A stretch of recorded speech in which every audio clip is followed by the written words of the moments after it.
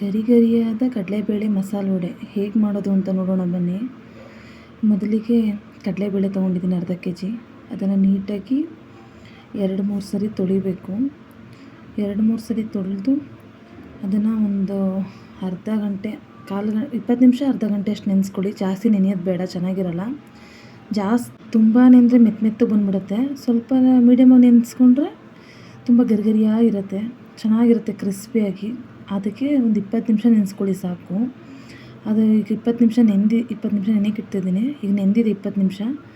ಅದು ನೋಡಿ ಈ ಥರ ಗಟ್ಟಿ, ಸ್ವಲ್ಪ ಲೈಟಾಗಿ ಗಟ್ಟಿ ಇರಬೇಕು. ಈಗ ನಾನು ಮಿಕ್ಸಿಗೆ ಸ್ವಲ್ಪನೇ ಹಾಕ್ಕೊಂಡು ಅದನ್ನು ಸ್ವಲ್ಪ ತರ್ತರಿಯಾಗಿ ರುಬ್ಕೊಳ್ತೀನಿ. ತುಂಬ ಫೈನ್ ಪೇಸ್ಟ್ ಬೇಡ. ನೋಡ್ತಾ ಇದ್ದೀರಲ್ಲ, ಈ ಥರ ತರ್ತರಿಯಾಗಿ ರುಬ್ಕೊಳ್ಳೋಣ. ಅದನ್ನು ತರ್ತರಿಯಾಗಿ ರುಬ್ಬೋದ್ರಿಂದ ಅದು ಮಾಮೂಲಿ ಹೇಳಿದ ಕ್ರಿಸ್ಪಿಯಾಗಿ ಬರುತ್ತೆ. ಅದಕ್ಕೆ ನಾನು ಈಗ ಅದು ರುಬ್ಕೊಂಡಾಗಿದೆ. ಈಗ ಈರುಳ್ಳಿ ಒಂದು 2 ಈರುಳ್ಳಿ ತೊಗೊಂಡಿದ್ದೀನಿ ದೊಡ್ಡ ಸೈಜು.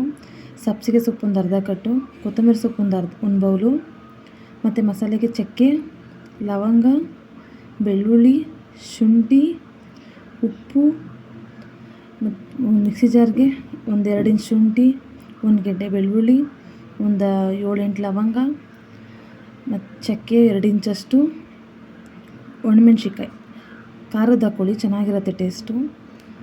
ಒಂದು ಪಾತ್ರೆಗೆ ಕಡಲೆಬೇಳೆ ಹಾಕ್ಕೊಂಡಿರ್ತೀವಲ್ಲ, ಅದಕ್ಕೆ ಈರುಳ್ಳಿ, ಕೊತ್ತಂಬರಿ ಸೊಪ್ಪು ಇವೆಲ್ಲ ರೆಡಿ ಮಾಡಿ ಇಟ್ಕೊಂಡಿರ್ತೀರಲ್ಲ, ಸಬ್ಬಸಿಗೆ ಸೊಪ್ಪು, ರುಬ್ಬಿರೋ ಮಸಾಲೆ, ಉಪ್ಪು ಎಲ್ಲ ಹಾಕಿ ಚೆನ್ನಾಗಿ ಕಲಿಸ್ಕೋಬೇಕು. ಕೈಯಲ್ಲೇ ಕಿವುಚಿ ಅದು ಚೆನ್ನಾಗಿ ಮಿಕ್ಸ್ ಆಗಬೇಕು. ಟೇಸ್ಟ್ ಚೆನ್ನಾಗಿ ಬರುತ್ತೆ. ಈರುಳ್ಳಿ ಎಲ್ಲ ರಸ ಬಿಡಬೇಕು.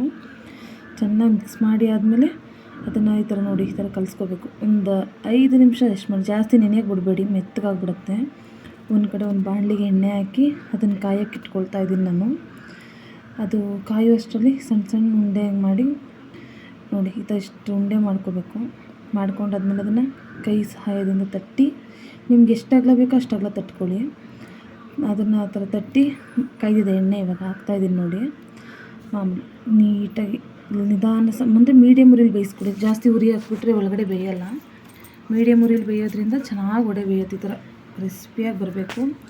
ತುಂಬ ಬ್ರೌನ್ ಕಲರ್ ಬರೋವರೆಗೂ ಬೇಯಿಸ್ಕೊಳ್ಳಿ. ನೋಡಿ ಈ ಥರ ಆದರೆ ತುಂಬ ಚೆನ್ನಾಗಿರುತ್ತೆ. ಮಸಾಲೆ ವಡೆ ರೆಡಿ, ಕರಿಯಾದ ಮಸಾಲೆ ವಡೆ. ನನ್ನ ಚಾನಲ್ನ ಇನ್ನೂ ಯಾರು ಸಬ್ಸ್ಕ್ರೈಬ್ ಆಗಿಲ್ಲ, ದಯವಿಟ್ಟು ಸಬ್ಸ್ಕ್ರೈಬ್ ಆಗಿ, ಲೈಕ್ ಮಾಡಿ, ಕಮೆಂಟ್ ಮಾಡಿ, ಶೇರ್ ಮಾಡಿ. Thank you. ಬಾಯ್.